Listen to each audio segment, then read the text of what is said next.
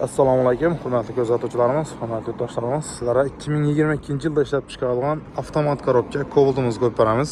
Mashinamiz GK2 Svetda 75 000 km yurib turibdi. Kraskalari 100% родной. Knopkalar xromiyatrilgan, obshivkalar ko'rjidan tikilgan. Kanalni birodan joylari o'zgartirilgan. Bo'lsa-xona qirliq qilmaslik uchun narsalar ham yopishtirilgan. Polik, monitor, tapetga chexollari qo'yilgan.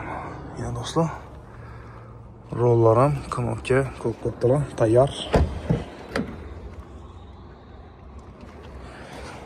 Mashinamizga metan gazli uстановка etilgan, 4 dona top-toza yumshoq balonlar qo'yilgan.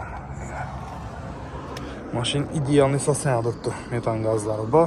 Mashina bir yeridan qirilgan yerlari, dahshatdan sarapina joylari yo'q. Narxini aytadigan bo'lsak, mashinaning narxi 140 million so'm.